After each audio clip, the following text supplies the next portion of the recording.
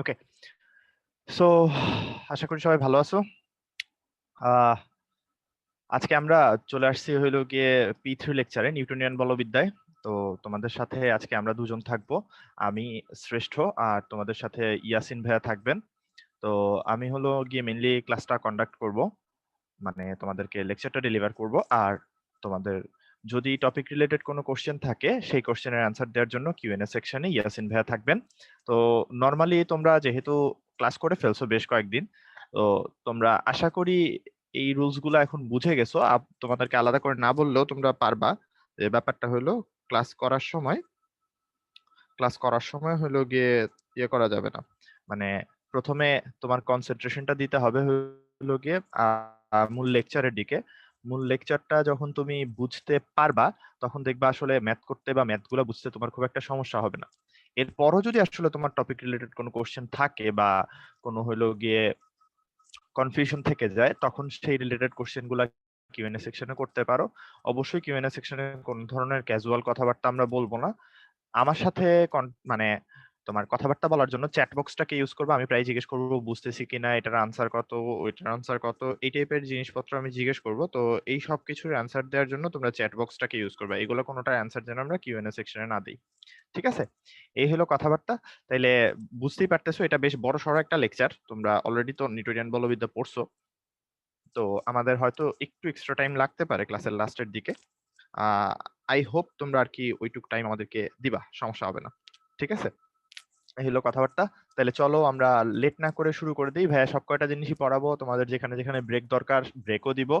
So কোনো ধরনের হইলো গিয়ে ইয়ে করার দরকার নেই, এই তোমার কোনো ধরনের টেনশন করার দরকার নেই আর কি। আমরা ইজিলি সবকিছু সলভ করতে পারবো। এই হইলো গিয়ে কথাবার্তা। তো চলো সামনে আগানো যাক। আমরা চ্যাপ্টারটা আজকে শুরু করব হলো গিয়ে ঘাত বল আর বলের ঘাত নামক দুইটা কনসেপ্ট দিয়ে। তো এই জিনিসপত্রগুলো মোটামুটি আমরা জানি এবং শব্দ দুইটা মানে ফ্রেজ দুইটা অ্যাকচুয়ালি খুব কাছাকাছি, ঠিক আছে? ফ্রেজ দুইটা খুব কাছাকাছি বলে তোমার অনেক সময় প্যাচ লেগে যায়। তো ভালো করে এই দুইটা জিনিসের অর্থগুলা বুঝে নেওয়া দরকার। ঘাত বল বলতে কি বোঝাই? ঘাত বল বলতে আমরা বুঝি যে খুব বেশি মানের বল, ঠিক আছে? বড় মানের একটা বল, তার মানে এফ এর মান অনেক বড়, এফ এর মান অনেক বড় হবে এবং সেটা কাজ করবে খুব অল্প সময়ের জন্য। এফ এর মান অনেক বড় হবে কিন্তু ক্রিয়াকাল অনেক ছোট, ঠিক আছে?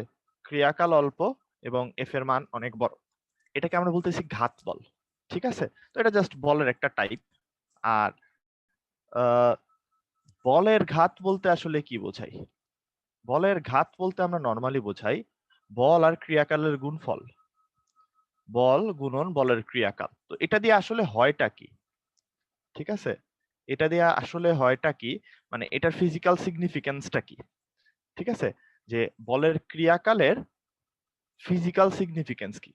ফিজিক্যাল সিগনিফিকেন্স যদি তুমি জানতে চাও তাইলে এই জিনিসটা আসলে ইন্ডিকেট করে যে বল যে প্রয়োগ করলা, বল প্রয়োগের এফেক্টটা কি হয়েছে, ঠিক আছে? বল প্রয়োগের এফেক্ট কত বেশি। যত বেশি বলের ঘাত, বল প্রয়োগের এফেক্টটা তত বেশি হবে। মানুষ বল প্রয়োগ কেন করে? কোনো বস্তুর গতির অবস্থার পরিবর্তনের জন্য। তো তার মানে আসলে আমরা বলের ঘাত থেকে বুঝতে পারবো বস্তুর গতির অবস্থার আসলে পরিবর্তন কতটা হয়েছে।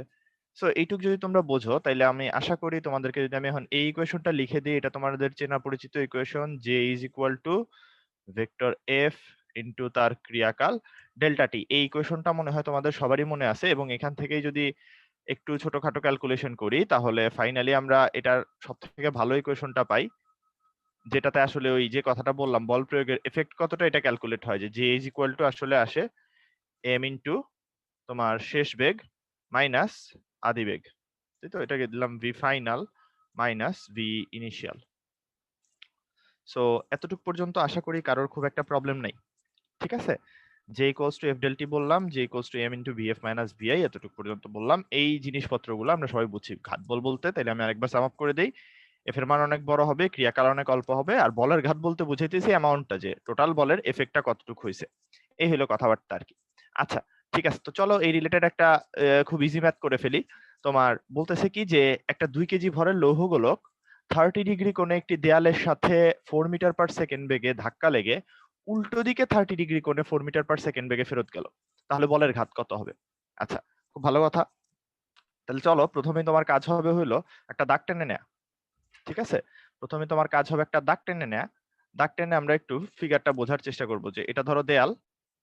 ঠিক আছে, এই দেয়ালের মধ্যে একটা বল এসে ধাক্কা খাইছে কত ডিগ্রি কোণে? 30 ডিগ্রি কোণে। এইভাবে এদিক বরাবর আসছে, এদিক বরাবর এসে ধাক্কা খাইছে, ধাক্কা খেয়ে আবার 30 ডিগ্রি কোণেই সে ব্যাক করে গেছে। ঠিক আছে, 30 ডিগ্রি কোণেই ব্যাক করে গেছে। ইম্পর্টেন্ট ব্যাপার হলো তুমি এটা নোট করবা এখানে যে এটা হইলো তার ভি ইনিশিয়ালের ডিরেকশন, কারণ আমরা কিন্তু এখানে ভেক্টর নিয়ে ডিল করতেছি। দেখো আগের স্লাইডে আমি প্রত্যেকটা জায়গায় ভেক্টর নোটেশন দিছি। ঠিক আছে, সো অবশ্যই ভেক্টর নিয়ে ডিল করব আমরা। ভি ইনিশিয়াল হলো এদিকে, ভি ফাইনালটা হলো এদিকে। সো ভি ফাইনাল আর ভি ইনিশিয়াল দুইটার মানই কত করে? মান কিন্তু দুইটারই 4 করে, রাইট? আমি যদি এভাবে দেখাইতে চাই, ভি ইনিশিয়ালের মান 4 একক বা 4 মিটার পার সেকেন্ড। আমি যদি দেখাইতে চাই ভি ফাইনালের মান, তাহলে এটাও হবে 4 মিটার পার সেকেন্ড। সো দুইটাই কিন্তু 4 মিটার পার সেকেন্ড করে। এবার তোমাকে আর কি কি দিয়ে দিছে? তোমাকে বলে দিছে এই যে অ্যাঙ্গেলটা এটা হলো 30 ডিগ্রি, আর এই যে অ্যাঙ্গেলটা এটা হলো 30 ডিগ্রি। এই দুইটা তোমাকে দেওয়া আছে। এবার তোমার কাছে জানতে চাইছে বলের ঘাত কত। ঠান্ডা মাথায় ভাইয়া যা যা বলি সেই কথাগুলো শুনবা। যে জে ইকুয়ালস টু আমরা কি শিখছি বলতো? M into VF vector minus VI vector. এটার মানে আসলে কি? আমরা ভেক্টর লেকচারে পই পই করে বারবার করে তোমাদেরকে শিখাই দিছিলাম যে ভেক্টরে বিয়োগ বলতে আসলে কিছু নাই। ভেক্টরে যা করি সেটা হইলো যেটার বিয়োগ সেটাকে উল্টায় দিয়ে তারপরে যোগ করা। তো এইটুকু আশা করি আমরা বুঝতে পারি। ঠিক আছে, এইটুকু আশা করি আমরা বুঝতে পারি। তো দেখো এখানে ভিআই যেটা আছে, ভিআই এর ডিরেকশনটা দেয়ালের দিকে আসতেছে। ওকে, ভালো করে বুঝছো, ভিআই এর ডিরেকশনটা দেয়ালের দিকে আসতেছে। আমি আরো একটা ফিগার ড্র করব। ঠিক আছে, এই ফিগারটা তোমরা এখন এখানে দেখবা। তাহলে তোমরা আমাকে বলো তো, আচ্ছা হ্যাঁ ভাইয়া, ভাইয়া একটু ভুল করছি। ঠিক আছে, ওকে ওকে, কোনো সমস্যা নাই। এটা এটা থ্যাংক ইউ সবাইকে চ্যাট বক্সে আমাকে একটু জানাই দেওয়ার জন্য। হ্যাঁ, ওকে, এই যে এটা হালকা প্রিন্টিং মিস্টেক হইতেই পারে। আচ্ছা, যেটা বলতেছিলাম যে তোমরা আমাকে এখন বলো ভিআইটা দেয়ালের দিকে আসছে, তাহলে মাইনাস ভিআই কোন দিকে যাবে বলো তো? দেয়াল থেকে বাইরের দিকে যাবে না? বলো তো একটু, যে যদি ভিআইটা দেয়ালের দিকে আসে তাইলে মাইনাস ভিআইটা কি হবে বলতো? দেয়াল থেকে বাইরের দিকে যাবে একই রাস্তায়, তাই তো? তাহলে দেখো আমরা এভাবে এঁকে দিতে পারি, এইটা হইলো অ্যাকচুয়ালি ভিআই। দেখো তো এভাবে যদি আঁকি আসলে কি ভুল হবে কোনো? এই যে এটা হলো ভিআই এর ডিরেকশন, এই রকম, মানে এটা মাইনাস ভিআই এর ডিরেকশন আর কি। ওকে, আর ভিএফ এর ডিরেকশন চেঞ্জ করতে হবে না, এটা যা আছে তাই থাকবে। এটা হলো ভিএফ এর ডিরেকশন। আমাকে তোমরা চ্যাট বক্সে জানাও এই জিনিসটাতে কারোর কি কোনো আপত্তি আছে কিনা। ভিএফ আর ভিআই এর ডিরেকশনটা ভাইয়া যে আঁকলাম, এটা এটা তো সবাই বুঝতে পারছি, রাইট? আচ্ছা, এবার তাহলে তোমার কাজ কি? এটা বলতেছে এই দুইটা জিনিসের লব্ধি নিয়ে নাও। ওকে, এই দুইটা জিনিসের লব্ধি নিয়ে নাও। ঠিক আছে, চলো ভেক্টরের লব্ধি করব। দুনিয়ার সব থেকে সোজা কাজ। এদিকে আছে 30 ডিগ্রি, এটা দিয়ে আমার আসলে কিছু করার নাই। এদিকে আছে 30 ডিগ্রি, এটা দিয়ে আমার আসলে কিছু করার নাই। এদিকে আছে 30 ডিগ্রি, এটা দিয়েও আমার কিছু করার নাই। আমার যদি কিছু দিয়ে কিছু করার থাকে সেটা হলো দুইটা ভেক্টরের মধ্যবর্তী কোণ। দুইটা ভেক্টরের মধ্যবর্তী কোণ এটা কত? 120 ডিগ্রি। এটার মান হইলো 4, এটার মানও হইলো 4। দুইটা 4 মানের ভেক্টর, এরা হইলো গিয়ে তোমার 120 ডিগ্রি কোণে ক্রিয়া করতেছে। তাহলে এদের মধ্যবর্তী মানে এদের যে লব্ধি থাকবে, লব্ধি দেখাইতে হবে আমাকে। চলো ক্যালকুলেট করে ফেলি। তাহলে যে যেটা হবে, যে যেটা হবে সেটা হবে, আমরা জাস্ট জে এর মানটা বের করতে চাচ্ছি। ওকে, জে ভেক্টর তার মান বের করতে চাচ্ছি। মানে তাহলে কি হবে বলতো? এম তো থাকবে, এম হলো 2 কেজি, তার সাথে লব্ধিটা গুণ হবে, লব্ধির মানটা। তো চলো লব্ধির মান গুণ করে দেই। 4 square plus 4 square plus 2 into 4 into 4 কস এদের মধ্যে হবে 120 ডিগ্রি। তাহলে এটা আলটিমেটলি, এটা কিন্তু আমরা একটা ছোট্ট থিওরি শিখছিলাম মনে হয়। দুইটা সমান মানের ভেক্টরের লব্ধি তাদের দুইটার মানের সমান হয় যদি অ্যাঙ্গেল 120 ডিগ্রি হয়। তাহলে দেখো অ্যাঙ্গেল 120 ডিগ্রি, দুইটা ভেক্টর সমান, তাহলে তাদের লব্ধিটাও প্রত্যেকটার মানের সমান হবে। তার মানে যে এর মান আসবে আসলে 2 into 2 into 4 kg metre per second. Okay, তাহলে কত আসবে? 8 কেজি মিটার পার সেকেন্ড। এইটুকু আমরা জানি। Very good. হ্যাঁ, তানভীর, তারপর ঐশী, ফারদিন, নাজমুল, সানোয়ার, তোমাদের আনসার আমি পাইছি। ঠিক আছে, সো এইটুকু পর্যন্ত যদি বুঝে থাকি, এটা হইলো জে এর মান। তোমরা কি আমাকে বলতে পারবা যেটা কোন দিকে হবে? দিক কি? লব্ধি ঠিক মাঝখান বরাবর যাবে না? ঠিক মাঝখান বরাবর বাইরের দিকে বের হয়ে যাবে। তাহলে দেখো তো ভাই, যদি এখন লব্ধিটা এদিকে দেখাই, তাইলেই কি আসলে যথেষ্ট হয়ে গেল না? আমরা বলবো দেয়াল থেকে লম্বভাবে বাইরের দিকে। ঠিক আছে, দিকটা কোন দিকে? দেয়াল থেকে লম্বভাবে বিপরীত দিকে আর কি, ফেরত যাবে, ঠিক মাঝখান বরাবর এদিকে চলে আসবে। বাংলা কথায় কিভাবে লিখবো? দেয়াল থেকে লম্ব বরাবর বিপরীত দিকে। ওকে, দেয়াল হতে লম্ব বরাবর বাইরের দিকে। তাহলে যে ডিরেকশন, দিক কিভাবে লিখবো? দেয়াল হতে লম্ব বরাবর বাইরের দিকে। ওকে, বাইরের দিকে। এই, আচ্ছা, সো এই হইলো গিয়ে কথা। মোটামুটি আমরা বুঝতে পারলাম। এটাতে আশা করি কারোর কোনো সমস্যা নাই, একেবারেই বেসিক একটা অঙ্ক ছিল। ঠিক আছে, তো হোপফুলি দিশা বলতেছো লম্ব বরাবর বুঝলা না। দেখো তো, জে এর যে ডিরেকশনটা দেখাইছি সেটা দেয়ালের সাথে কিভাবে আছে? লম্ব বরাবর না, দেয়াল থেকে লম্ব বরাবর বাইরের দিকে বের হয়ে গেছে। ঠিক আছে, এই হলো কথা আর কি। আচ্ছা, তো আশা করি এই অঙ্কটা সবাই বুঝছি। খুবই বেসিক টাইপের একটা অঙ্ক ছিল, খুব একটা কঠিন কিছু না। আমরা চলে যাব এরপর আমরা চলে যাব অ্যাকচুয়ালি নিউটনের গতিসূত্রতে। এই চ্যাপ্টারের একেবারে হার্ট যদি বলতে চাও। ঠিক আছে, এই চ্যাপ্টারের একেবারেই হার্ট যদি বলো, সেটা হলো নিউটনের গতিসূত্র। চ্যাপ্টারের নামই নিউটনিয়ান বলবিদ্যা। তো আমরা এখানে হলো তিনটা গতিসূত্র জাস্ট একটু মনে করে নিব ছোট্ট ছোট্ট করে। নিউটনের গতিসূত্র তিনটা কি কি ছিল? প্রথমটা ছিল ফার্স্ট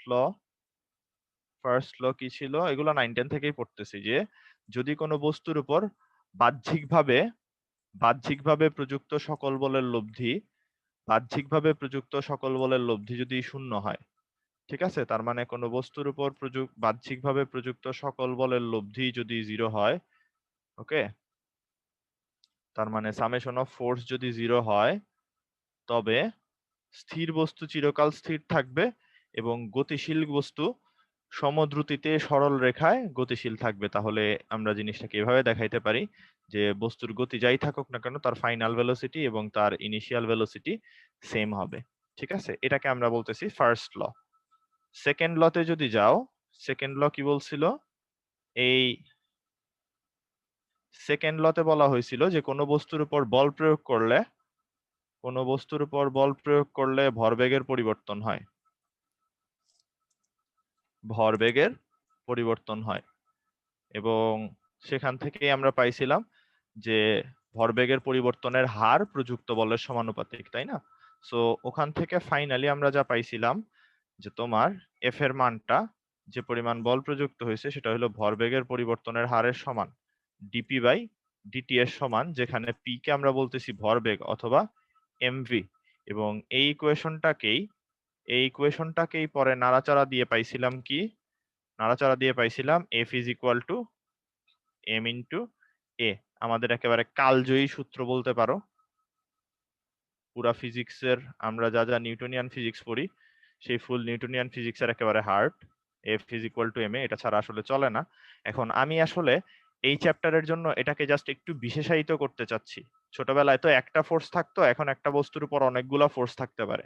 তাহলে জিনিসটাকে আমরা জাস্ট এভাবে দেখাবো যে সামেশন অফ সকল force is equal to M A. এটা দিয়ে বোঝাচ্ছি সকল বলের লব্ধি। ঠিক আছে, এটা দিয়ে আমরা কি বুঝাইতেছি? এটা দিয়ে বুঝাইতেছি প্রযুক্ত সকল বলের লব্ধি। প্রযুক্ত সকল বলের লব্ধি। আচ্ছা, এটা বুঝলাম। আর এই এ যেটা আছে, এটা কোন দিকে কাজ করবে? লব্ধি বল যেদিকে, সেদিকে কাজ করে। লব্ধি বলের দিকে কাজ করে। ঠিক আছে, এইটুকু পর্যন্ত আমরা পাইছিলাম। আচ্ছা, এরপর চলে যাব আমরা থার্ড লতে। থার্ড লতে কি বলা হয়েছিল? থার্ড লতে বলা হয়েছিল যে দুইটা বস্তু একটা আরেকটার উপর, মানে একটা যদি অপরটার উপর বল প্রয়োগ করে তাহলে 2 নাম্বারটাও প্রথমটার উপর বল প্রয়োগ করবে, তাই না? যে এদিকে ধরো এটা 1 নাম্বার বস্তু, এটা 2 নাম্বার বস্তু, এটাকে একটা বল দিল, এটার নাম দিলাম 2 নাম্বারের উপর 1 নাম্বারের বল। তখন 2 নাম্বারটাও 1 নাম্বারটাকে একের উপর 2 এর বল। এবং নিউটনের থার্ড ল কি বলে? নিউটনের থার্ড ল বলে তোমার ক্রিয়া এবং প্রতিক্রিয়া বল পরস্পর সমানুপাতিক। ক্রিয়া এবং প্রতিক্রিয়া বল পরস্পর সমানুপাতিক এবং সমানুপাতিক না, সমান, এবং তারা বিপরীতমুখী। ঠিক আছে? তার মানে আমি যদি এভাবে লিখি যে F21 এর মানটা F12 এর সমান, F21 এর মানটা F12 এর সমান, আর ভেক্টর নোটেশন যদি অ্যাড করি খালি এখানে একটা মাইনাস সাইন দিয়ে দিতে হবে, তাই তো? এদের মান সমান এবং পরস্পর বিপরীতমুখী। সো হোপফুলি এতটুকু কারোর খুব একটা প্রবলেম থাকবে না। এগুলা সবাই জানি। এখান থেকে ফার্দার আমরা যে জিনিসটা পাই আলোচনা করলে পরে, সেটা হলো ভরবেগের সংরক্ষণশীলতা, তাই তো? এখান থেকে যেটা পাই সেটা হলো ভরবেগের সংরক্ষণশীলতা। তো আমরা জাস্ট এটা একটু পরে গিয়ে দেখব। সামনে আমাদের এটা রিলেটেড আলোচনা আছে, কারণ এটা খুবই গুরুত্বপূর্ণ একটা টপিক, সো এটা নিয়ে আমরা ডিটেইলস আলোচনা করব। ঠিক আছে? এই হলো কথাবার্তা। তাহলে চলে যাই আমরা একটা পোল কোশ্চেনে। কারণ এই জিনিসপত্র তোমরা একেবারে ছোটবেলা থেকে পড়তেছো। কোশ্চেনটা আমি দেখাইয়ে দিলাম। এখন জাস্ট তোমাদের কাজ হলো আমি পোল লঞ্চ করব এবং তোমরা সলভ দিবা। ঠিক আছে? সো অনেকক্ষণ কোশ্চেন দেখে ফেলছো। আমি হলো 30 সেকেন্ড সময় দিব এই অঙ্কটা সলভ করার জন্য। সবাই একসাথে কোশ্চেনটা সলভ করে ফেলবা। ঠিক আছে? সো অপশন দেওয়া আছে, আমি লঞ্চ করলাম। সবাই আনসার করো, 30 সেকেন্ড সময়। এটা পারবা তোমরা, আমি জানি। এটা আসলে ভুল হওয়ার কথা না।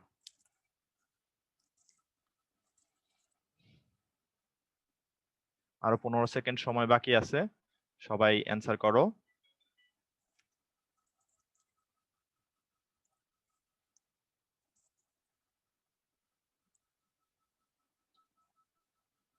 আচ্ছা, যারা যারা আনসার করো নাই তাদের জন্য আরো 10 সেকেন্ড এক্সট্রা দিলাম। সবাই অ্যান্সার করো তারপরেও।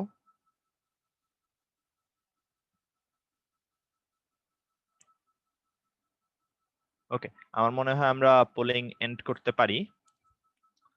তো কথা হলো, আমি রেজাল্টটা শেয়ার করে দিচ্ছি। অবশ্যই খুবই এক্সপেক্টেড ভাবে আহ, মানে 77% স্টুডেন্ট হলো সঠিক উত্তর দিছো। তো এটা এক্সপেক্টেড ছিল, তারপরেও ভাইয়া হলো গিয়ে একটু সলিউশনটা দেখায় দেই যারা যারা করোনাই কিংবা একটু ইয়ে হয়েছে। তো এখানে এফটা দেওয়া আছে ভেক্টর ফর্মে, তাহলে তোমার প্রথম কাজ হবে অ্যাকচুয়ালি এফ এর মানটা নির্ণয় করে নেওয়া। এফ এর মান নির্ণয় করবা কিভাবে? √3 প্লাস 4 স্কয়ার মানে আসলে 5। তাহলে এবার হলো গিয়ে তোমার কাজ F is equal to M A, and then ওখান থেকে A is equal to F by M. F এর মান হলো 5, এফ এর মান হলো গিয়ে 5, আর এম এর মান হলো 10। তাহলে টোটালটা মিলে আসবে কত? 0.5 metre per second square. So এটা একেবারে ইজি একটা কোশ্চেন ছিল। আশা করি কারোর খুব একটা প্রবলেম হওয়ার কথা না। খুবই খুবই সিম্পল একটা প্রবলেম ছিল। আচ্ছা, সো এইটুক যদি আমরা বুঝে যাই, আমরা এখন চলে যাব নেক্সট একটা প্রবলেম সলভ করতে। একটা নেক্সট প্রবলেম সলভ করব। এটা কুয়েটে আসছিল 2010-11 সালে। তো কোশ্চেনটা কি বলছে? 500 কেজি ভরের একটা গাড়ি 72 কিলোমিটার পার আওয়ার বেগে চলে। অবশ্যই সবাই ক্যালকুলেটর রাখবো সাথে, ভাইয়াকে ক্যালকুলেশনে হেল্প করতে হবে তো। ঠিক আছে? সো কথা হলো, বলছে কি 500 কেজি ভরের একটা গাড়ি 72 কিলোমিটার পার আওয়ার বেগে চলে। ঠিক আছে? বলছে ব্রেক চেপে গাড়িটিকে 50 মিটার দূরে থামানো হলো। ব্রেক চেপে গাড়িটিকে 50 মিটার দূরে থামানো হলো। রাস্তার ঘর্ষণজনিত বল 100 নিউটন হয় যদি, তাইলে তোমার ব্রেকজনিত বলের মান কত? প্রথম কথা, এইখানে গাড়িকে থামাইতে সাহায্য করে কে? গাড়ি থামাতে সাহায্য করে কে বলতো? ব্রেকজনিত বল থামায় নাকি হলো ঘর্ষণজনিত বল থামায়? কোনটা গাড়িকে থামায় বলতো? গাড়ির গতিকে বাধা দিতে হবে, তাই তো? গাড়ি থামাইতে হলে গাড়ির গতিকে বাধা দিতে হবে। কে? হ্যাঁ, আমি সাখাওয়াত ও বাবা, এখন এত ফাস্ট আসলে নাম যাইতেছে, আমি আসলে সবার নামও বলতে পারতেছি না। হ্যাঁ, সবাই সঠিক উত্তর দিছো। গাড়িকে থামায় আসলে দুইটা বলই। গাড়িকে থামানোর জন্য ঘর্ষণটাও কাজ করে, ঘর্ষণ বলও কাজ করে এবং গাড়িকে থামানোর জন্য ব্রেক জনিত বলও কাজ করে। তাই জন্য আসলে আমরা বলতে পারি দুইজন মিলেই আসলে গাড়িকে থামায়। ঠিক আছে, দুইজন মিলেই আসলে গাড়িকে থামায় আর কি। ঠিক আছে, গাড়িকে ঘর্ষণও থামায়, ব্রেকও থামায়। আচ্ছা, প্রথমে তাইলে আমরা একটা কাজ করে নিই, একটা কাজ করে নিতে পারি যে একটু ত্বরণটা বের করে নিই। মনে হয় এটা বের করতে পারবো আমরা, তাই না? এটা খুব একটা কঠিন কিছু না। 72 কিলোমিটার পার আওয়ার হলো তার ইনিশিয়াল ভেলোসিটিটা। তাইলে ইনিশিয়াল ভেলোসিটি একটু লিখে ফেলি। Initial velocity is equal to 72 kilometre per hour. তো আমরা তো মনে হয় সবাই জানি কিলোমিটার পার আওয়ার থেকে মিটার পার সেকেন্ডে কিভাবে নেয়। কিভাবে নেয় বলতো? 1000 ভাগ 3600, তাই না? এটা দিয়ে গুণ করে দিলেই হয় এত মিটার পার সেকেন্ড, তাই না? সো এখান থেকে কাটাকাটি চলে যাবে। এটা আসবে কত বলতো? 20 মিটার পার সেকেন্ড, তাই না? এটা আসবে তাহলে 20 metre per second. Very good. আচ্ছা, এটা চলে আসবে তাহলে 20 মিটার পার সেকেন্ড। তাহলে ভি ইনিশিয়াল এত, ভি ফাইনাল কত বলতো? গাড়িটা থেমে গেছে, থামানো হয়েছে গাড়িটাকে, রাইট? গাড়িটাকে যদি থামানো হয় তাহলে ভি ফাইনাল হলো 0 এবং গাড়ির উপর তাহলে যে ক্রিয়াশীল মন্দনটা আছে এখানে, তার মানে আমরা বুঝতে পারতেছি মন্দন কাজ করে। তাইলে মন্দনের মান ধরে নিলাম এ, মন্দন ধরে নিলাম এ। তাহলে আমরা দেখো তো বলতে পারবো V final square is equal to V initial square minus twice A S. এটা বলতেই পারি কারণ এখানে মন্দন কাজ করছে, এই জন্য মাইনাস দিছি। এটা তো বুঝি সবাই। হ্যাঁ, তারপর ছোয়া, জীবন, রাসেল, তারপর আব্দুল্লাহ, অনেকের কাছ থেকে আমি অলরেডি আনসার পাইতেছি এর। তারপর আমরা একটু ক্যালকুলেশনটা করে ফেলি। বিএফ এর স্কোয়ার তাহলে হবে 0 ইজ ইকুয়াল টু, এটা হবে 20 স্কোয়ার মাইনাস 2 ইন্টু এ ইন্টু তোমার এস এর মান কত? 50 মিটার দূরে, তাই না? তাহলে এখান থেকে পেয়ে যাচ্ছি এ এর মান 4 মিটার পার সেকেন্ড স্কোয়ার। এর মান পেয়ে যাচ্ছি 4 metre per second square. So এটা যখন 4 মিটার পার সেকেন্ড স্কোয়ার পেয়ে গেলাম, এবার দেখো বাকিটা আসলে খুব সোজা। আমরা কি বলছিলাম মনে আছে? এবার জাস্ট নিউটনের গতির দ্বিতীয় সূত্রটা ইউজ করব। হ্যাঁ, গতির দ্বিতীয় সূত্র ইউজ করব কিভাবে? আমরা বলছিলাম সামেশন অফ এফ, যতগুলা বল কাজ করবে সবাই মিলায়ে এম এর সমান হবে। তাহলে এখানে কে কে কাজ করে? ঘর্ষণ আর ব্রেক। দুইটা কি বিপরীত দিকে কাজ করে না একই দিকে কাজ করে বলো তো? দুইজনেই গাড়ির গতিকে রোধ করতে চায়, ভালো করে বুঝো। দুইজনেই গাড়ির গতিকে রোধ করতে চায়, তাহলে দুইজন অবশ্যই কি করবে? একই দিকে কাজ করবে। হ্যাঁ, ভেরি গুড। আচ্ছা, ঠিক আছে। তাহলে যেহেতু একই দিকে কাজ করতেছে, তার মানে আমরা ঘর্ষণ বলকে ধরে নিলাম। ঘর্ষণ বলকে ছোট হাতের এফ দিয়ে দেখাইলাম, এভাবে দেখো। এটা হলো ঘর্ষণ বল, আর ব্রেককে বি দিয়ে দেখাইলাম। তাহলে কি হবে? সামেশন অফ এফটা কত হবে বলতো? B plus F is equal to M A. এবার মান বসাই। ব্রেক জনিত বলের মান বের করব। Frictional force 100 newton is equal to 500 into 4, তাহলে 2000, এবং এখান থেকে পেয়ে যাচ্ছি ব্রেক জনিত বল হবে 1900 নিউটন। একেবারেই সহজ একটা অঙ্ক, বাট এই তো। তাহলে সবাই পারছি এটা, ঠিক আছে? তাইলে এটা পারছি সবাই, কোনো সমস্যা নাই। খুবই ইজি একটা প্রবলেম ছিল। আমার মনে হয় না এটা আসলে রিক্যাপ করার দরকার আছে।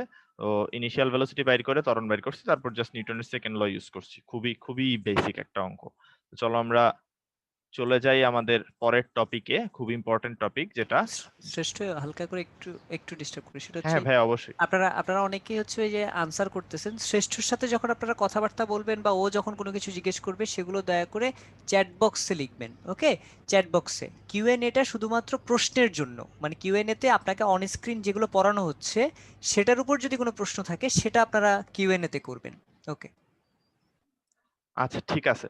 তাহলে আমরা এখন চলে যাব। তাহলে ভাইয়া যেটা বললেন আর কি, এটা একটু মনে রাখো তোমরা। আহ, অবশ্যই মানে তোমরা যদি এরকম করে ওই আনসার গুলা কিউএনএ তে দিতে থাকো, 10 জন আনসার দিলেই 10টা কোশ্চেন, মানে 10টা আনসারের পিছনে আর কোশ্চেন গুলা চাপা পড়ে যাবে, তখন একটু টাফ হয়ে যায়। যাই হোক, তো আমরা আহ বলতেছি যেটা, যে ভরবেগের সংরক্ষণশীলতা নীতি, তাই তো? তো ভরবেগের সংরক্ষণশীলতা নীতিটা কি রকম, আমি জাস্ট একটু ছোট্ট করে একটা ইলাস্ট্রেশন দিয়ে দেই। যে এখানে ধরো একটা বস্তু আছে, এটা এদিকে চলতেছিল, একটা বস্তু আছে এটা এদিকে চলতেছিল, ধরো v0 1 আদিবেগ নিয়ে। তার ভর ছিল ধরো m1। একই সাথে আরো একটা বস্তু, ধরো রেড কালার দিয়ে দেখাইলাম আমি। ঠিক আছে, এটা m2 ভরের, এটা এদিকে চলতেছিল ধরো v02 বেগ নিয়ে। এবং আমরা বলে দিলাম এখানে যে ভি নট ওয়ান এর যে মানটা আছে এটা greater than V naught two, তার মানে একটু পরে গিয়ে এদের মধ্যে একটা সংঘর্ষ হবে, তাই না?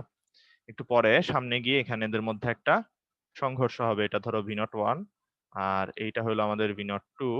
এরা মানে এরা একসাথে এখানে হলো গিয়ে সংঘর্ষ করছে। ঠিক আছে, নাও সংঘর্ষ দেখায় দেই।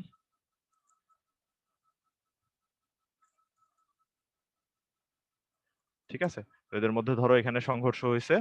সংঘর্ষ হওয়ার পরে ধরে নিলাম এটা এদিকে চলতেছে ভি ওয়ান বেগে এম ওয়ান ভরের বস্তুটা, এবং এবং সাথে তোমার এম টু ভরের যে বস্তুটা আছে এটা এদিকে ধরো ফাইনাল বেগ পাইছে ভি টু।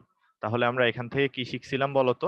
এখান থেকে আমরা শিখছিলাম যে সংঘর্ষের পূর্বে মোট ভরবেগ এখানে যা থাকে, দেখো আমি এভাবে লিখে দেই, সংঘর্ষের পূর্বে এখানে মোট ভরবেগ যা হবে তার মানে এটা কত বলতো? M one into V naught one plus M two into V naught two, আর সংঘর্ষের পরে এখানে যে ভরবেগ হবে M one V one plus M two V two. Okay, এই দুইটা মান ভরবেগের সংরক্ষণশীলতা নীতি বলে এই দুইটা মান সমান হইতে হবে। মোদ্দা কথা সংঘর্ষের আগে পরে তোমার মোট ভরবেগটা সংরক্ষিত থাকতে হবে। তো এটা মোটামুটি আমরা জানি, কোনো সমস্যা নাই। খালি একটা ছোট্ট জিনিস মনে রাখো, একেবারেই ছোট্ট একটা জিনিস মনে রাখবা, যেটা যে যদি টু ডাইমেনশনের মধ্যে থাকে তখন অক্ষ বরাবরও ভরবেগটা সংরক্ষিত হয়। ঠিক আছে, তোমার অক্ষ বরাবরও ভরবেগটা সংরক্ষিত হয়। এইটুকু আশা করি সবাই বুঝতে পারি, আসলে খুব একটা কঠিন কিছু না। আর এখানে অবশ্যই প্লাস মাইনাস একটু বিবেচনা করতে হবে। আমি অলরেডি জিজ্ঞেস করছো সাইনের বিষয়টা, যে কোনো একটা দিককে তুমি পজিটিভ ধরে নিবা, তাহলে অন্যদিকে যদি কিছু থাকে সেটা নেগেটিভ হবে। এটা এটা কোয়াইট ইজি একটা ব্যাপার, 9-10 থেকে আমরা করতেছি, আশা করি এটা বুঝি। আমরা সবকটাই তাহলে এক্সাম্পল দেখানোর সময় দেখতে থাকবো। ইশরাক বলছো টু ডাইমেনশনটা দেখাইতে, টু ডাইমেনশনটা অ্যাকচুয়ালি সামনে একটা এক্সাম্পল করতে করতে আমরা এটা বোঝার চেষ্টা করব, ঠিক আছে? তাহলে এই জিনিসটা বুঝতে তোমাদের একটু সুবিধা হবে। যাই হোক, তো চলো আমরা সামনে আগাই। যেটা করব, তো দেখো এখানে একটা প্রবলেম দিছে, বলছে স্থির পানির উপর ভাসমান একটা নৌকা থেকে একজন লোক অনুভূমিক দিকে লাফ দিয়ে তীরে পৌঁছাইছে। ঠিক আছে, তোমার অনুভূমিক দিকে লাফ দিয়ে তীরে পৌঁছাইছে। তো তারপর বলছে কি বাকি লোক সহ নৌকার ভর 300 কেজি। বাকি লোক সহ নৌকার ভর 300 কেজি, আর লাফ যে দিছে লোকটা সে হইলো 60 কেজি ভরের, এবং লাফের বেগ বলে দিছে 20 মিটার পার সেকেন্ড। বলছে এমত অবস্থায় নৌকায় অবস্থিত 0.75 কেজি ভরের একটা স্থির বলকে কিক করা হয়েছে। ঠিক আছে, স্থির বলকে কিক করা হয়েছে। তো বলছে কি ফলে ফুটবলটি ব্যক্তির লাফের একই দিকে আর কি 18 মিটার পার সেকেন্ড বেগপ্রাপ্ত হয়। পা কর্তৃক প্রযুক্ত বলের ঘাত নির্ণয় করতে বলছে। আচ্ছা, আস্তে আস্তে আগাই। আমরা প্রথমে এতটুক পর্যন্ত সলভ করি। এই যে দেখো আমি জাস্ট মার্ক করি, এই পার্টটা প্রথমে সলভ করব, যে একটা লোক নৌকা থেকে লাফ দিছে, নৌকাটা এরপর আর স্থির থাকবে না। এটা আমাদের কমন সেন্স থেকে এবং আমাদের ছোটবেলার যত নলেজ আছে সবকিছু থেকে আমরা বুঝি। এই এতটুক পর্যন্ত যদি ম্যাথটা সলভ করি তাহলে আমরা এখান থেকে নৌকার বেগ বাইর করতে পারি। এটাকে আমরা বলি নৌকার পশ্চাৎ বেগ, তোমাদের মনে হয় মনেও আসছে, তাই না? এটা ধরো নৌকা, একটা লোক লাফ দিছে, এখানে ধরো পার, এই লোকটা ধরো এখান থেকে এমনি করে লাফ দিছে, ঠিক আছে, পারে যাওয়ার জন্য। তো সে এদিকে লাফ দিছে হইলো গিয়ে 20 মিটার পার সেকেন্ড বেগে, এবং তার ভর ছিল হইলো 60 কেজি, তাই তো? 60 কেজি ভরের লোকটা লাফ দিছে। তো আমরা এখান থেকে বের করতে পারবো নৌকার পশ্চাৎ বেগ ভি কত, এটা বের করতে চাই। ঠিক আছে, সো এইবার এটা 300 কেজি ভর নৌকার বাকি সবাইকে সহ, এটা মনে হয় আমরা বের করতে পারি, তাই না? আমাদের আমাদের মনে আছে না এটা কিভাবে বের করতে হয়? এটা মনে হয় আমরা পারি। তাহলে চলো তো একটু করে ফেলি। বলতেছি কি লাফ দেওয়ার পূর্বে নৌকাটাও স্থির ছিল, 300 ইন্টু নৌকাও স্থির, প্লাস যে লোকটা ছিল সেও স্থির ছিল। ঠিক আছে, সেও স্থির ছিল লাফ দেওয়ার পূর্বে। যেই মুহূর্তে লাফ দিল, ঠিক আছে, যেই মুহূর্তে লাফ দিল সেই মুহূর্তে তোমার লোকটা লাফ দিল হইলো 60 ইন্টু, আমরা ধরে নিলাম এই দিকটা পজিটিভ, ডান দিকটা পজিটিভ ধরে নিছি, দেখো একটা তীর চিহ্ন দিয়ে আমি দেখাই দিচ্ছি। ডান দিকটা পজিটিভ ধরে নিছি, হ্যাঁ, এটা ভালো করে বুঝো। 60 ইন্টু 20 তার মানে এটা পজিটিভ বসাইলাম, আর 300 ইন্টু ভি দিলাম, দেখি ভি এর মান কত আসে। তাহলে এখান থেকে পেয়ে যাচ্ছি ভি এর মান হবে আসলে মাইনাস 60 ইন্টু 20 বাই 300। তাহলে এটা আসবে কত, মাইনাস 4 মিটার পার সেকেন্ড। তাহলে নৌকা কত বেগে পিছনের দিকে যাবে, এটা মনে হয় আমরা বুঝতে পারতেছি, তাই না? আমরা এইখান থেকে দেখে বলতে পারবো। এবার নৌকা তার মানে এদিকে আসলে 4 মিটার পার সেকেন্ড বেগে পিছনে যাচ্ছে। নৌকা যাচ্ছে মানে কি হবে বলতো? নৌকা যাচ্ছে মানে নৌকা আসলে পিছনের দিকে যাচ্ছে হইলো গিয়ে 4 মিটার পার সেকেন্ড বেগে। সো এতটুক পর্যন্ত বুঝলাম, নৌকা যাচ্ছে মানে নৌকার সাথে সবকিছুই যাচ্ছে। এবার ভালো করে বুঝো ইম্পর্টেন্ট জিনিস যেটা, যে এই নৌকাটা এবার পিছনের দিকে যাচ্ছিল, লোকটা লাফ দেওয়ার পরে যেটা হয়েছে এটাতে আসতেছি এখন। এই নৌকাটা এবার এভাবে পিছনের দিকে যাচ্ছিল, তো এই নৌকার উপর ধরো এখানে একটা বল রাখা আছে, ঠিক আছে? এটা হলো পাটাতন নৌকার উপরের এই পাটাতনে এখানে একটা বল রাখা আছে। ওকে, নৌকার উপরের পাটাতনে এখানে একটা বল রাখা আছে। তার ইনিশিয়াল ভেলোসিটি এদিকে, ইনিশিয়াল ভেলোসিটি বাম পাশে 4 মিটার পার সেকেন্ড। ওকে, আর ভালো করে বুঝো, বলছে কি এরপর আইসা একজন কিক করছে, ঠিক আছে? বলটাতে কেউ একজন কিক করছে। তো আমি আসলে কিকের ছবি দেখাইতে পারবো না, হাও এবার তারপরেও একটু দেখাই দিলাম আর কি। বলটাতে কিক করার পরে বলটা বলতেছে কি ব্যক্তির লাফের দিকে, ব্যক্তি যেদিকে লাফ দিছিল, ব্যক্তি ডান পাশে লাফ দিছিল, সেদিকে হইল গিয়ে একটা ফাইনাল ভেলোসিটি পাইছে কত, 18 মিটার পার সেকেন্ডের, ঠিক আছে? সেদিকে একটা ফাইনাল ভেলোসিটি পাইছে 18 মিটার পার সেকেন্ডের। সো এইটুক যদি বুঝি, এখান থেকে এখন আমার কাজ কি হবে বলতো, প্রযুক্ত বলের ঘাত বের করা, রাইট? তাহলে আমাদের তো মনেই আছে বলের ঘাত আসলে কিভাবে বের করি। বলের ঘাত আমরা বের করি হইলো গিয়ে ভরবেগের পরিবর্তন দিয়ে, রাইট? ঠিক আছে, তোমার বলের ঘাত আমরা বের করব ভরবেগের পরিবর্তন দিয়ে। সো এতটুক পর্যন্ত যদি আগাইতে পারি, তাইলে প্রযুক্ত বলের ঘাত যে জাস্ট মানটা নির্ণয় করতে বলছে, ঠিক আছে? J is equal to M into V final minus V initial. এরা তো একই রেখায় কাজ করতেছে, তাই না? ভি ইনিশিয়াল, তাহলে দেখো তো আমরা বলছিলাম ডান দিকটা পজিটিভ মনে করে দেখো, ডান দিককে পজিটিভ ধরছিলাম, তাহলে 18টা হবে পজিটিভ আর 4টা হবে নেগেটিভ, এটা দেখেই বোঝা যাচ্ছে, তাই তো? তাহলে আমরা লিখতে পারবো 0.75 কেজি ইন্টু ফাইনাল ভেলোসিটি হইলো 18 মাইনাস, এখানে আবার দেখো ভি ইনিশিয়াল বসাচ্ছি সময় এটা -4। তাহলে কোনটা কিসের জন্য মাইনাস? এটা সূত্রের মাইনাস, এটা সূত্রের মাইনাস। আর এটা কিসের মাইনাস? এটা দিকের জন্য মাইনাস, ঠিক আছে? ওইটা দিকের মাইনাস, এটা সূত্রের মাইনাস। এটা যদি সলভ করে ফেলো তাহলে পেয়ে যাবা 16.5 কেজি মিটার পার সেকেন্ড।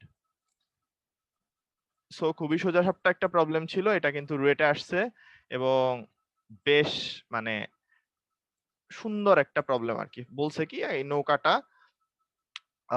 জুমান বলতেছো পানি স্থির না থাকতো, পানি স্থির না থাকলে পানির যেদিকে বেগ থাকতো নৌকাটাও সেদিকে একটা বেগ লাভ করতো, ঠিক আছে? ঠিক আছে, তো পানি যেদিকে বেগ থাকতো নৌকাটাও সেদিকে হইলো বেগ লাভ করতো। সো ব্যাপারটা ভালো করে বুঝে নাও। আমরা প্রথমে কি করলাম, আমরা প্রথমে হইলো গিয়ে ভরবেগের সংরক্ষণশীলতা নীতি ইউজ করলাম। ভরবেগের সংরক্ষণশীলতা নীতি ইউজ করে প্রথমে হইলো ফাইনাল ভেলোসিটিটা বের করলাম, যেখানে এই ভেলোসিটিটা পজিটিভ ধরছিলাম, রাইট? তারপর হইলো গিয়ে এটারটা কোন দিকে বের করলাম, এটা দেখলাম মাইনাস। মাইনাস বলতে কি বুঝাইছি বলতো? পিছনের দিকে যাবে, এটা বোঝাচ্ছে পশ্চাৎ, নৌকার পশ্চাৎ বেগ, মাইনাস দিয়ে পশ্চাৎ বেগ বুঝাই, ঠিক আছে? পিছনের দিকে বেগ। আচ্ছা, তো এরপর হইলো গিয়ে যে ইকুয়ালস টু এমভিএফ মাইনাস এমভিআই, ঠিক আছে? এই হইলো কথা। আহ আশিক বলতেছো যে ভাইয়া এখানে কি বোটের ভর 300 মাইনাস 60 হবে? না, বলছে বাকি লোক সহ, একজন লাফ দেওয়ার পর বাকি লোক সহ ভর হইলো 300 কেজি। তো এখানে মাইনাস করার দরকার নেই, এই আর কি কথা। আর এখানে ভেক্টর তো আলাদা করে ভেক্টরের ফর্মুলা ইউজ করার তো দরকার নেই, আমরা এই যে প্লাস মাইনাস গুলো ইউজ করতেছি এটা দিয়েই তো ভেক্টর পাচ্ছি। কারণ কি বলতো, একই লাইনের উপর থাকলে কি ভেক্টর মানে ওই রুট ওভার এত স্কয়ার প্লাস এত স্কয়ার দিয়ে 180 আর 0 ডিগ্রির অঙ্কগুলা করার কোনো দরকার আছে? তো এইটুকু আশা করি বুঝি। আমরা বরং চলে যাই পরের একটা খুব সুন্দর অঙ্ক করতে। তো চলো, পরের অঙ্কটাও আসলে খুব সুন্দর। আহ দেখো, খুবই দুর্দান্ত একটা প্রবলেম। বলছে কি যে 100 মিটার পার সেকেন্ড বেগে অনুভূমিকের সাথে 60 ডিগ্রি কোণে নিক্ষিপ্ত একটা প্রাস সর্বোচ্চ উচ্চতায় সমান দুই অংশে বিভক্ত হয়। ঠিক আছে? একটা টুকরা তার গমন পথ ধরে আদি বিন্দুতে ফেরত আসে এবং দ্বিতীয় টুকরাটার বেগ তাইলে কত হবে আর সেটা কোথায় পতিত হবে সেই জিনিসটা তোমার কাছে জানতে চাইছে। ঠিক আছে? সেই টুকরাটা কোথায় পতিত হবে সেটা তোমার কাছে জানতে চাইছে। আচ্ছা, তো কথা হইলো গিয়ে যেটা যে কিভাবে আসলে এই জিনিসটাকে সলভ করা যেতে পারে। তো সহজে বুঝো যে এইখানে এভাবে ধরো একটা প্রাসকে থ্রো করা হয়েছিল।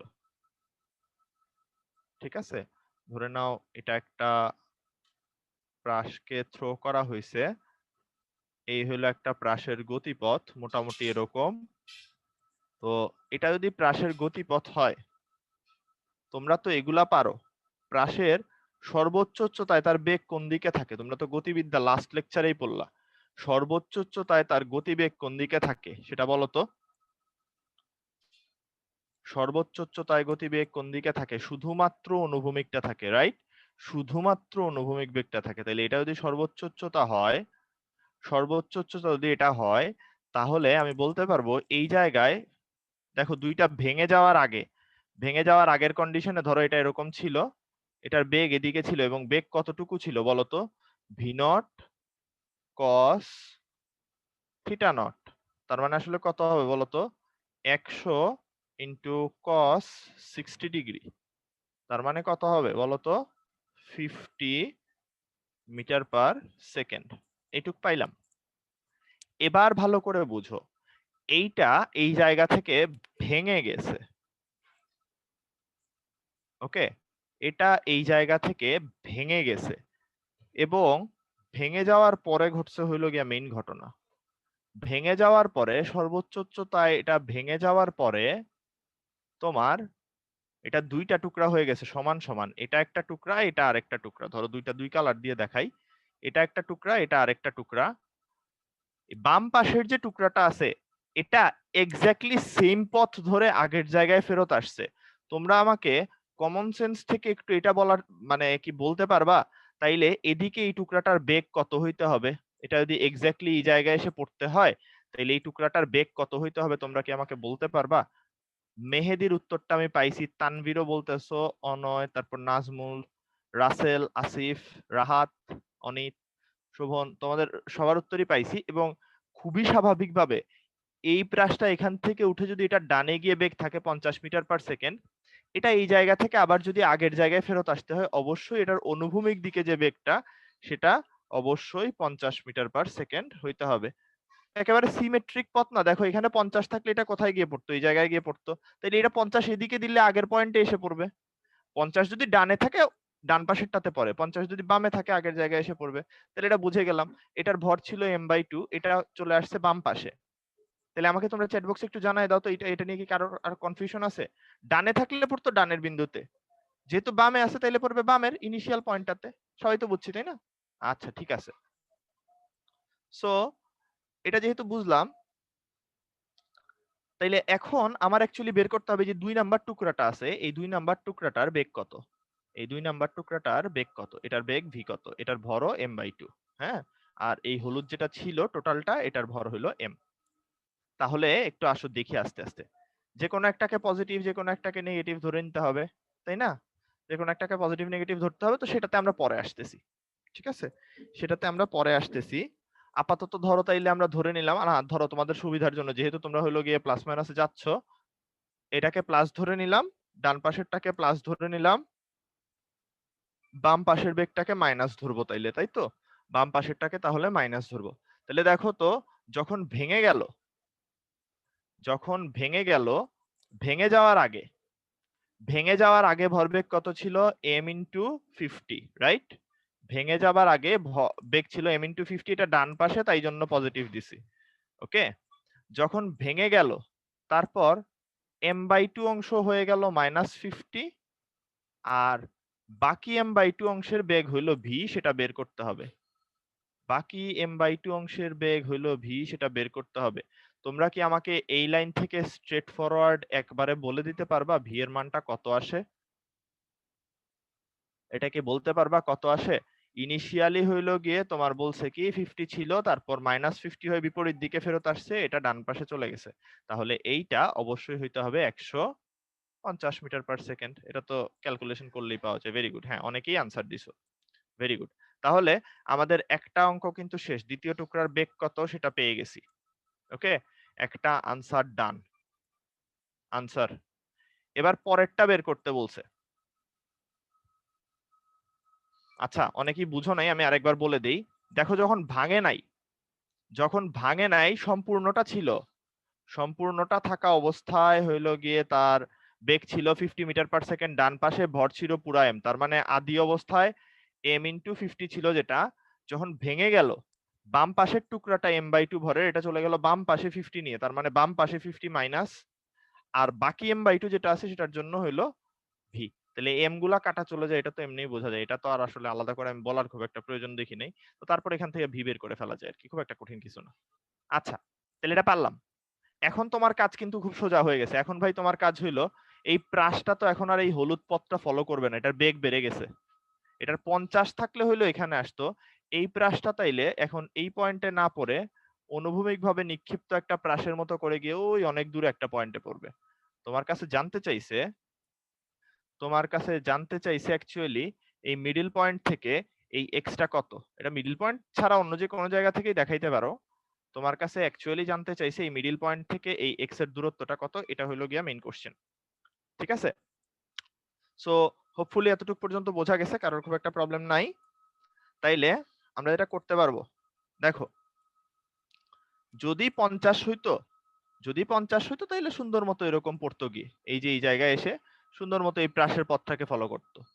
বাট এটা তো 50 নাই, 150 হয়ে গেছে, তাই না? টুকরা হয়েছে যেহেতু, সো এটা চলে যাবে হইলো গিয়ে তোমার ওই এক্স এর মধ্যে। তাইলে এখন আমাদের কাজ আসলে খুব একটা কঠিন কিছু না, আমাদের কাজ হইলো এটা বের করা।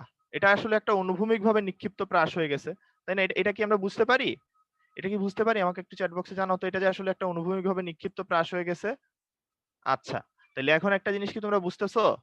একটা জিনিস কি বুঝতেছো? এই হাইট যদি ওয়াই হয়, তাহলে আমরা অনুভূমিকভাবে নিক্ষিপ্ত প্রাসের যে সমীকরণটা আছে সেটা ইউজ করতে পারি, যেটা তোমাদেরকে গত স্লাইডে দিয়ে দেয়া হয়েছিল। কেউ যদি এই ইকুয়েশনটা না চিনো, লাস্ট দিনের স্লাইডটা দেখে নিবা, ওই স্লাইডে ছিল এটা, যে অনুভূমিকভাবে নিক্ষিপ্ত প্রাসের জন্য y is equal to gx square divided by 2 v naught square. ঠিক আছে, তো এখানে তো v নটটা হলো v, এটা দিয়ে দেখানো যায়, এটা এটা আমরা দেখাইছিলাম, এটা লাস্ট দিনের স্লাইডে ছিল। ঠিক আছে, তো যে কেউ যদি এই ইকুয়েশন না জানো, এটা নিয়ে কোশ্চেন করবা না, এটা এটা লাস্ট দিনের স্লাইডে ছিল, তুমি পড়ো নাই তাইলে। আর যদি হইলো পড়ে থাকো তাইলে তো খুবই ভালো। আচ্ছা, তো কথা হইলো গিয়ে যে তোমার যেটা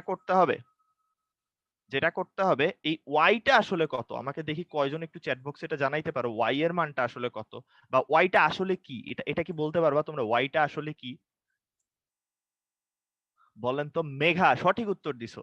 হ্যাঁ, তারপর এখন অনেকের নাম চলে আসতেছে, আমি আর পারতেছি না। আচ্ছা, ভেরি গুড। এই ওয়াইটা আসলে কি? এই যে দেখেন, ওয়াইটা কি? যেখানে ভাঙছিল, রাইট? ওয়াইটা হলো যেখানে ভাঙছিল, এই যে দেখেন কই ভাঙছিল, এই যে দেখেন এখানে ভাঙছিল, উপরের দিকে কোশ্চেনে মার্ক করতেছি, তাকান কোথায় ভাঙছিল, সর্বোচ্চ উচ্চতায় ভাঙছিল, রাইট? সর্বোচ্চ উচ্চতায় ভাঙছিল।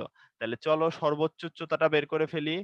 H is equal to V naught square sine square theta naught divided by twice G, তার মানে ভি নট স্কোয়ার হইলো 100 square sine 60 whole square divided by 2 into 9.8, 2 into 9.8। এটা যদি বসাই, এটা বসাইলে তাইলে আনসারটা আসবে হইলো গিয়ে 382.65। হ্যাঁ, ভেরি গুড। তাহলে 300, এটা আসবে 82.65 মিটার। আচ্ছা, এবার তাইলে এইচ পেয়ে গেছি, এই এইচটাই তো আসলে ওয়াই, তাহলে দেখো তো এইবার এই ইকুয়েশনের এই জায়গাটাতে, বসাচ্ছি আমরা 382.65, এই ভি এর মানে বসাচ্ছি, এই ভি এর মানটাতে বসাচ্ছি হইলো গিয়ে 150, কারণ এটা অনুভূমিকভাবে নিক্ষিপ্ত প্রাস। জি এর মান আমরা জানি 9.8, 2 এর মান তো 2, এটাকে যদি সলভ করো তাহলে এখান থেকে x এর মান 1325.5 মিটার, এটা কি সবাই বের করে নিতে পারবা না? তাহলে এটা একটা সহজ কোশ্চেন, এটা পারা গেল, খুব একটা কঠিন কিছু না। একটু কমপ্লেক্স, অনেকগুলা জিনিস এখানে চিন্তা ভাবনা করতে হয়, ঠিক আছে, অনেকগুলা জিনিস চিন্তা ভাবনা করতে হয়, বাট ক্যালকুলেশন খুব বেশি বড় না। 3টা স্টেপে ক্যালকুলেশন করতে হয়। প্রথমে ভি বের করব কত, তারপর এইচটা বের করব, ফাইনালি এই সমীকরণে খালি মান বসাবো, ঠিক আছে। সো খুবই ইজি একটা কোশ্চেন ছিল, আশা করি সবাই এটা বুঝছো, সমস্যা হওয়ার কথা না কারোর। আমরা এরপর চলে যাব হইল গিয়ে, এরপর চলে যাব একটা দ্বিমাত্রিকের কোশ্চেন সলভ করতে, ঠিক আছে। একটা দ্বিমাত্রিকের কোশ্চেন আমরা এখানে সলভ করব। তো বলতেছে কি 5 কেজি ভরের একটা বস্তু 2 মিটার পার সেকেন্ড বেগে এক্স অক্ষ বরাবর এসে, ভালো করে বুঝো, এক্স অক্ষ বরাবর এসে 3 কেজি ভরের আরেকটা স্থির বস্তুকে ধাক্কা মারে। আচ্ছা, খুব ভালো কথা। কথা হলো ধাক্কার পর 5 কেজি ভরের বস্তুটা এক্স অক্ষের সাথে 30 ডিগ্রি কোণে 1 মিটার পার সেকেন্ড বেগে চলতে থাকে, ঠিক আছে, 1 মিটার পার সেকেন্ড বেগে চলতে থাকে। আরো ভালো কথা বলছে হলো 3 কেজি ভরের বস্তুটার বেগের মান ও দিক কোন দিকে হবে সেটা বাইর করতে বলছে। ওকে, আচ্ছা, তাইলে আমরা আবার একটা ছবি আঁকি, ছবি আঁকলে জিনিসটা ক্লিয়ার হয়ে যাবে। এটা ধরো 5 কেজি ভরের বস্তু, এটা এদিকে 2 মিটার পার সেকেন্ড বেগে আসছে এক্স অক্ষ বরাবর, দেখে নাও এটার বেগ কিন্তু সম্পূর্ণটা এক্স অক্ষ বরাবর, ঠিক আছে, এটার বেগ কিন্তু সম্পূর্ণটা এক্স অক্ষ বরাবর। এখানে এসে এই ভদ্রলোকের সাথে ধাক্কা খাইছে, এটা 3 কেজি ভরের বস্তু, এটার সাথে ধাক্কা খাওয়ার পরে, এটা হলো ধাক্কা খাওয়ার আগে, তাই না? আর ধাক্কা খাওয়ার পরে কি হয়েছে সেটা দেখানোর জন্য আমাদেরকে এক্স অক্ষটা একটু এঁকে নিতে হবে, তাই তো? তো চলো এক্স অক্ষটা একটু এঁকে নেই। ধাক্কা খাওয়ার পরে কি হয়েছে তার জন্য এক্স অক্ষ লাগবে, কারণ এক্স অক্ষের সাথে অ্যাঙ্গেল আছে। আচ্ছা, তো কথা হলো ধাক্কা খাওয়ার পরে হলুদ যে বস্তুটা ছিল এটা এক্স অক্ষের সাথে 30 ডিগ্রি কোণ তৈরি করে, এক্স অক্ষের সাথে 30 ডিগ্রি কোণ তৈরি করে এই যে এদিক বরাবর সুন্দর মতো দৌড় মারছে, ঠিক আছে, তার বেগ হলো 1 মিটার পার সেকেন্ড, এইখানে এসে ধাক্কা খাইছে। আচ্ছা, এটা হলো 30 ডিগ্রি। তাহলে তোমার কাছে জানতে চাইছে গোলাপি যেটা আছে এটা কই যাবে, গোলাপি যেটা আছে সেটা কই যাবে। তাহলে এইখানে আমরা যেটা করব যে ভরবেগ একটা তো ভেক্টর রাশি, তাহলে উভয় অক্ষ বরাবর এক্স অক্ষ এবং ওয়াই অক্ষ দুই অক্ষেই সেটা সংরক্ষিত হবে। আমরা ম্যাথটা স্টার্ট করব এভাবে, ঠান্ডা মাথায় বুঝো, খুবই সোজা একটা অঙ্ক, যে ধরি ধরি 3 কেজি বস্তুটি বস্তুটি এক্স অক্ষের সাথে থিটা কোণে ভি বেগে অগ্রসর হবে, ঠিক আছে, এইটুকু আমরা ধরে নিলাম। আচ্ছা, তো এখন দেখো তো, এটা যদি বলি 3 কেজি ভরের বস্তুটা এক্স অক্ষের সাথে থিটা কোণে ভি বেগে অগ্রসর হবে, তাহলে এক্স অক্ষ বরাবর আমরা ভরবেগের সংরক্ষণশীলতা নীতি খাটাই, এক্স অক্ষ বরাবর আমরা ভরবেগের সংরক্ষণশীলতা নীতি খাটাবো। তাহলে খাটাইলে কিরকম হবে দেখো তো একটু, এটা এটা মনে হয় আমরা বুঝবো যে 5 কেজির যেটা আছে তার এক্স অক্ষ বরাবর উপাংশ কত হবে, এটা তো আছেই এক্স অক্ষ বরাবর, এটা তার মানে কত হবে 2 cos 0 degree, right, 2 cos 0 degree, কারণটা আছেই নিজে এক্স অক্ষ বরাবর, প্লাস এই 3 কেজি ভরের বস্তুর তো কোনো বেগই নেই, এটা নিয়ে মাথা ঘামানোর দরকার নেই। ফাইনাল ভেলোসিটিতে তুমি চিন্তা করো, ফাইনাল ভেলোসিটিতে এই 5 কেজি ভরের যেটা আছে, এটা তো 5 কেজি ছিল, রাইট, এটা 5 কেজি ভরের ছিল, তাইলে 5 কেজি ভরেরটার উপাংশ কত হবে 1 cos 30 ডিগ্রি প্লাস 3 ইন্টু তার বেগ কত ভি, তার অ্যাঙ্গেল কত থিটা, তাইলে কি দিব ভি cos থিটা, ঠিক আছে। তাহলে দেখো তো এখান থেকে তোমরা ক্যালকুলেট করলে ভি cos থিটার একটা মান পাবা না, ভি cos থিটার একটা মান পাবা, তাই তো, ভি cos থিটার একটা মান পাইলাম, ভি cos থিটার মানটা কত, ভি cos থিটার মানটা হইলো গিয়ে তোমার আসবে 1.89 এর মতো, 1.89, ওকে। আচ্ছা, তো এবার এক্স অক্ষ যেহেতু করে ফেললাম, এবার ওয়াই অক্ষেরটা করব। ওয়াই অক্ষের ব্যাপারটা আসলে এক্স অক্ষেরটা একবার করে ফেললে বাকিটা খুব সোজা। এইখানে যা লিখছো, এই এক্স অক্ষ বরাবর লাইনটাতে যা লিখছো, জাস্ট কসের জায়গায় সাইন বসাবা। জাস্ট কসের জায়গায় খালি সাইন বসাইতে থাকবা। তাহলে 5 into 2 sine 0 degree plus 3 into 0 is equal to 5 into 1 sin 30 degree plus 3 into v sin theta। তাহলে এটা যদি আমরা বুঝি, এটাতে এখন লিখে ফেলতেই পারি যে v sin theta এই মানটা y অক্ষে, এটার মান কত আসতেছে? এটার মান আসতেছে হইল গিয়ে 0.83। 0.83, ঠিক আছে? এই হলো কথা। ভি সাইন থিটার মানটা 0.83। তাহলে একটা জিনিস চিন্তা, সরি একটু ভুল হয়েছে, এখানে -0.83 হবে, সরি -0.83। হ্যাঁ হ্যাঁ হ্যাঁ, অবশ্যই -0.83। হ্যাঁ, এবার তাহলে বোঝো, এটা হলো ওয়াই অক্ষে, মাইনাস আছে মানে কোন দিকে বলো তো? মাইনাস আছে মানে এটা নিচের দিকে, তাইলে আমরা একটা এক্সিস থেকে ফেলি। দেখো তো, একেবারে সোজা জিনিসপত্র। মাইনাস আছে তার মানে অ্যাকচুয়ালি এই যে এটা হলো এদিকে, একটা উপাংশ এদিকে, এটাকে ভিউ আই নাম দিয়ে দিতে পারি। আর আরেকটা উপাংশ হলো নিচের দিকে, এটাকে ভি এক্স নাম দিতে, সরি এটাকে ভি ওয়াই নাম দিতে পারি, যেটা ওয়াই অক্ষের নিচের দিকে। আর এক্স অক্ষের, সরি এক্স অক্ষেরটা তো পজিটিভ ছিল, বা একটু ভুল করে ফেলছি। আও সরি, ভিডিও অন হয়ে গেছে। যেটা করতে চাচ্ছিলাম সেটা হইলো গিয়ে আন্ডু। হ্যাঁ, এবার চলেন আমরা আগের জায়গাতে ফেরত চলে আসি। যেটা বলতে চাচ্ছিলাম যে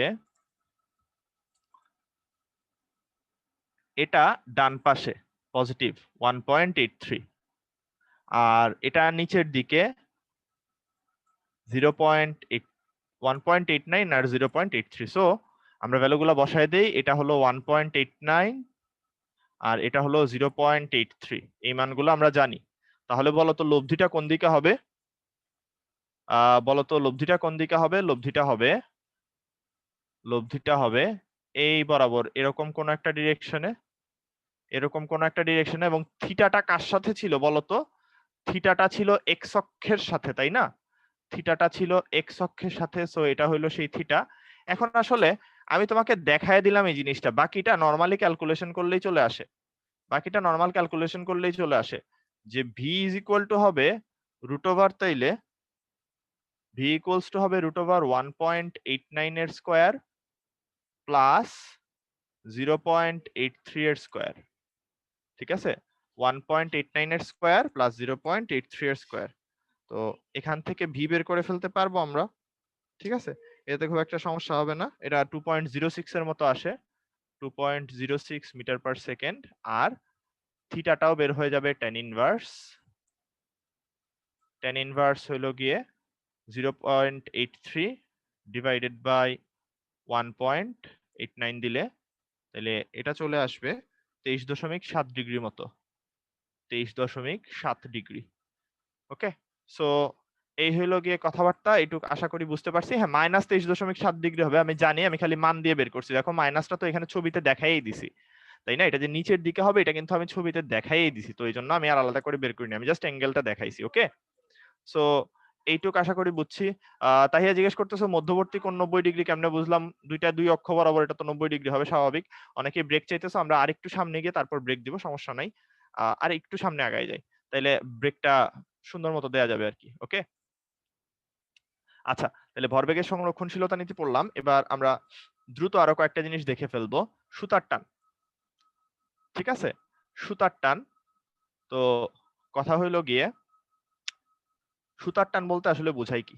ধরো এটা একটা সুতা বা তার যাই বলো না কেন, টান বল বলতে আসলে বোঝায় কি? এটা বোঝাটা হলো ইম্পর্টেন্ট আমার এখানে। ইম্পর্টেন্ট ব্যাপারটাই হলো এটা বোঝা যে টান কি আসলে। টান বলতে আমরা যেটা বোঝাই, ধরো এই সুতাটাকে এদিকে এফ বলে টানতেছো, এদিকে এই সুতাটাকে সাথে সাথে এফ বলে টানতেছো। একটা জিনিসকে যখন তুমি এভাবে দুই দিক থেকে টান দিবা, বা দুই দিকে যখন বল প্রয়োগ হবে, ঠিক আছে? দুই দিকে যখন জিনিসটাকে টেনে ধরবা তখনই এটাকে বলতেছি আমরা টান খাইতেছে। এর আগে কিন্তু এই জিনিসটাকে টান টান বলবো না, এটা গতিশীল হবে। জাস্ট চিন্তা করো যে এক পাশে বল আছে ভাই, এই এই একটা সুতা, এটার মধ্যে এক পাশে বল আছে, এটা জীবনেও টান টান হবে না, এই সুতাটা এদিকে গতিশীল হয়ে যাবে। সুতাটা কখনোই টান টান হবে না। সুতাকে যদি টান টান করতে চাও বা টান আছে বলতে চাও সুতার মধ্যে, তখন অবশ্যই দুই পাশে এরকম একটা ফোর্স থাকতে হবে। এবং আমরা তখন বলবো যে সুতার মধ্যে টান কতটুকু হবে, সুতার প্রতিটি বিন্দুতে টান বল 2F বলবো। সুতার মধ্যে দুই পাশে টান বল টোটাল কি 2F বলবো না, সুতার মধ্যে টান বল আমরা বলবো F, শুধু F। মানে আমি যখনই, তাইলে এই কনক্লুশনটা সবাই মনে রাখবা, যখনই আমি বলবো যে একটা সুতায় টান হইল F, তার মানে বুঝবা এটা দুই পাশ থেকেই টেনে ধরতেছে।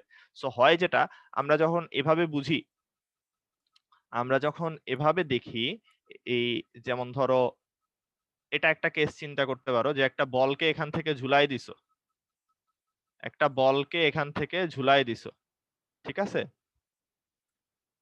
বলকে এখান থেকে যখন ঝুলাই দিছো, তখন এই দেখো সুতার মধ্যে এই পয়েন্টে নিচের দিকে সুতাকে দেখো, নিচের দিকে সুতাকে এদিকে এমজি টানতে থাকে, নিচের দিকে সুতাকে এমজি টানতে থাকে, আর উপরের দিকে এই দেয়ালটা হলো সুতার মধ্যে এই যে পয়েন্টটা অন্য যে জায়গায় বাঁধা আছে এখানে একটা টেনশন ক্রিয়েট করে। এবং তাইলে আমার কথাই তো হলো টান বলের জন্য দুই পাশে ফোর্স কি হইতে হবে, টান বলের জন্য দুই পাশে ফোর্স অবশ্যই সমান হইতে হবে, রাইট? টান বলের জন্য দুই পাশে ফোর্স অবশ্যই সমান হইতে হবে। এবং তাইলে আমি এখান থেকে বলতে পারবো এখানে যে টান টি, এটা এমজি এর সমান। ঠিক আছে, এখানে যে টান টি সেটা হলো এমজি এর সমান, এইটুকু আমরা বলতে পারবো। এখন আসো টান বলের জাস্ট দুইটা ছোট্ট ছোট্ট বৈশিষ্ট্য মনে রেখে দিই, যে একটা সুতা যদি টান টান করা থাকে, টান টান করা সুতার প্রতিটি বিন্দুতে টান বলের মান সমান হয়, প্রতিটি বিন্দুতে টান বলের মান সমান, টান বলের মান সমান, এটা পারলাম। আচ্ছা, মানে প্রত্যেকটা বিন্দুতেই হইল গিয়ে টানের মানটা সমান হবে।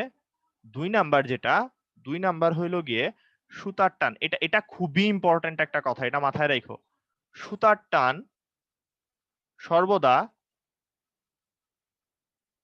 বস্তুটা যে বিন্দুতে বাঁধা আছে, বা সোজা হিসাব, সুতার অপর প্রান্ত যে বিন্দুতে বাঁধা আছে সেই বিন্দু বরাবর কাজ করে। সুতার অপর প্রান্ত যে বিন্দুতে বাঁধা আছে সে বিন্দু বরাবর কাজ করে। অপর প্রান্ত যে বিন্দুতে বাঁধা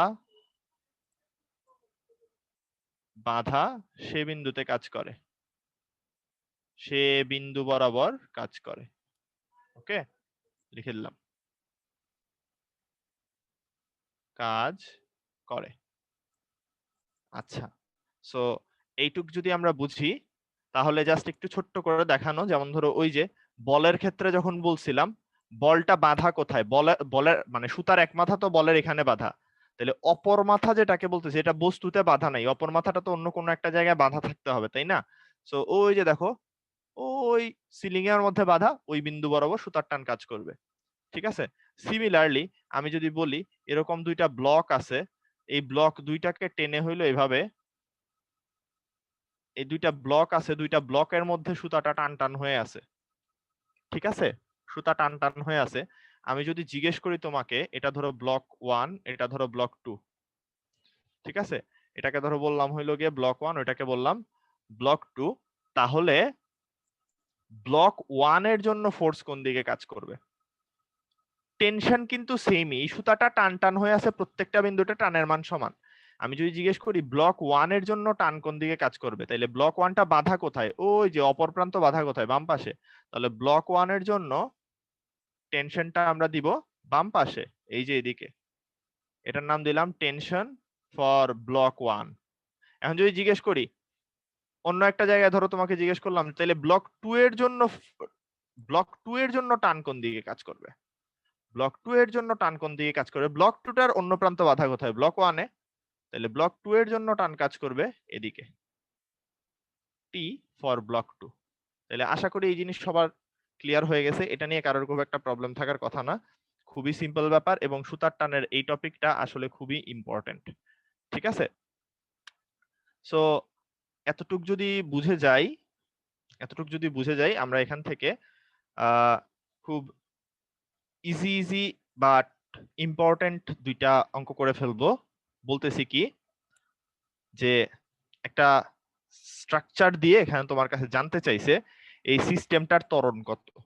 আচ্ছা, প্রথম কথা হলো এই সিস্টেমটা এখানে যা আছে, ঠিক আছে, এই সিস্টেমটা একটু ভালো করে দেখো। এই এফ বলটা পুরা সিস্টেমটাকে মুভ করাইতেছে। ঠিক আছে, সিস্টেম বলতে কিন্তু আমি এই পুরা জিনিসটাকে বুঝাইতেছি। এখানে যে এফ বল আছে এটা অ্যাকচুয়ালি এই পুরা মানে ব্লকটাকেই মুভ করাইতেছে। এই হলুদ রঙের যে ব্লক আঁকছি এই পুরাটাকেই মুভ করাইতেছে। তাহলে দেখো তো আমি কি এভাবে করে বলতে পারি না যে সমগ্র সিস্টেমের জন্য, সরি সব স্ট্রেট লাইন হয়ে যাচ্ছে, আমি এভাবে বলতেই পারি যে সমগ্র সিস্টেমের জন্য,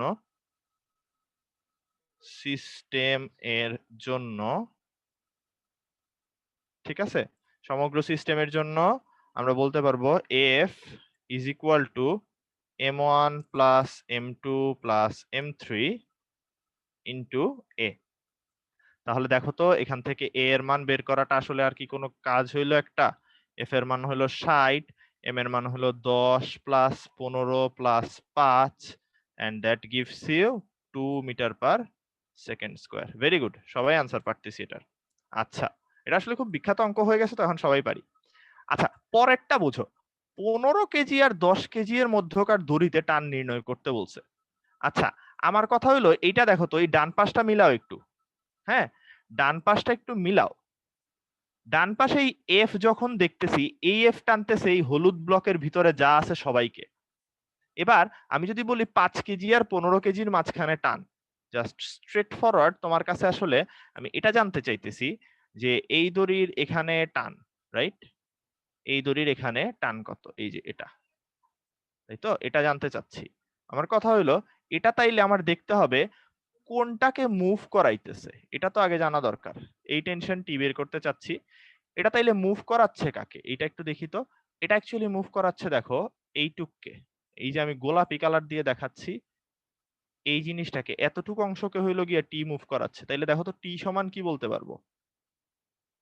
টি সমান তাইলে আমরা কি বলতে পারবো বলো তো? টি সমান বলতে পারবো হইলো গিয়ে টি ইকুয়ালস টু, আমরা বলতে পারবো, দেখো তো, m2 প্লাস m3 ইন্টু এ। তার মানে আসলে কি দেখো তো, m2 হইলো 5 কেজি, m3 হইলো 15 কেজি, সরি উল্টা লিখে ফেলছি, m2 হইলো 15 আর m3 হইলো 5 কেজি, এই দুইটা ইন্টু a এর মান তো আমরা জানি, a এর মান কত 2, তার মানে 15 আর 5 20, সো কত হবে 40 নিউটন। একেবারে পানির মতো সোজা একটা প্রবলেম, এটা আসলে খুব একটা কঠিন করে করার কোনো দরকার নাই। ঠিক আছে, সো এই টেনশনটা এই দুইজনকেই টানতেছে। ঠিক আছে, এই দুইজনকেই টানতেছে। আর কেউ যদি আমার m1 m2 মার্কিং দেখে কনফিউজড হয়ে যাও, আমি আসলে এটাকে m1 দিছি, আমার হিসাবে এটা m1, আমি এটাকে ধরছি m2 আর এটাকে বলতেছি m3, এই আর কি, আর কিছু না। ঠিক আছে, এটাকে আশা করি এতটুক পর্যন্ত বুঝাইতে পারছি। তাইলে ওই সুতার মধ্যে টান মানে কি, ওই টান কতটুককে টানতেছে, পরের টুককে। তাহলে তোমাকে যদি এখন আমি জিজ্ঞেস করি পরের সুতায় টান কত, এটাও আশা করি তোমরা বাইর করতে পারবা। 10 নিউটন যে হবে এটাকে আমার আর বলে দিতে হবে বলো তো? পরের টুকের মধ্যে টান যে 10 নিউটন হবে এটা কি আমার বলে দিতে হবে? বলে দিতে হবে না হোপফুলি, এটুক বুঝি, তাই তো? আচ্ছা আচ্ছা, ঠিক আছে, তাইলে আমরা এরপর চলে যাব হইলো গিয়ে একটা পুলির অঙ্কে। ঠিক আছে, অনেকেই ব্রেক চাইতেছো, আমি বললাম তো এই জাস্ট আর একটা বা দুইটা অঙ্ক করে আমরা ব্রেক দিব, ভালো পরিমাণ ব্রেক দিব, কোনো সমস্যা নেই। ঠিক আছে, সো একটু এটা দেখে ফেলি। মানে একটা টপিক যখন ভাইয়া পড়াইতেছি তখন হয় যেটা, যে যদি আমি ওই টপিকের মাঝখানে তোমাকে ব্রেক দিয়ে দেই তখন মানে ফ্লোটা নষ্ট হয়ে যায়।